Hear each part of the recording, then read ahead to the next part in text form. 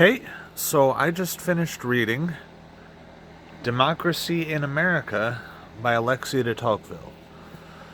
This book is actually 2 volumes in one, so it is pretty massive. It is a very large, hefty book. Now, the first book goes over mostly just observations about America. Now, it was first written in 1830, so it describes things in 1830, not in 2025, 2024, whichever year we're in or about to be in. And the first volume describes things as they were in 1830 in America, and the second volume points out things and makes predictions and whatnot about how the way things are in America could affect the way things will be, and specifically it refers to the kinds of despotism that can arise. Now, this book was referenced by several people who I have read in the past, and that's the reason why I got the book, because I kept seeing the name referenced, but I had no clue what was going on with that reference. So I wanted to be up to date on what that is, what the person said, and why it was being referenced, and now I understand that. It was referenced by Richard Weaver in his works, and it was also referenced in The Closing of the American Mind by Alan Bloom. So I was very curious to read this book. However, when I did start reading it, it was very boring.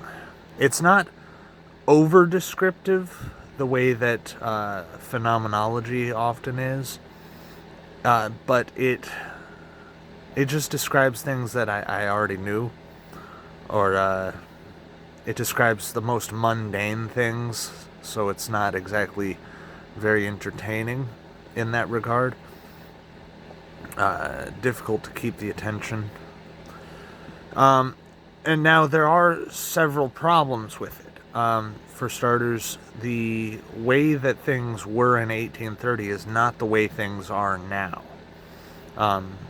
He discusses the perceptions of the people, and they're like, okay, politicians are just people. They aren't in charge. They aren't superior to us. There is no aristocracy in the U.S. And nowadays, people see the president as a king. People literally see the president not as just another person, but as a king. People have the same perception of a king that they do the United States president, which is part of why there is such a big deal about elections these days. And of course, we do have an aristocracy now. That aristocracy, Tocqueville predicted that industry would give rise to an aristocracy, but actually, art has given rise to more of the aristocracy than anything else. Hollywood has given rise to the aristocracy. Industry has kind of equalized things more so. So I don't agree with him there. Is this book important to read?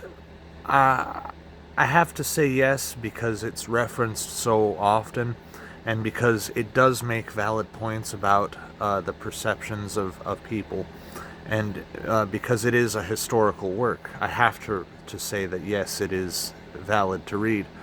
However, I don't find myself agreeing with it very often, and I find myself criticizing it more than other books. So that's about all I wanted to say. Thank you for watching. Peace.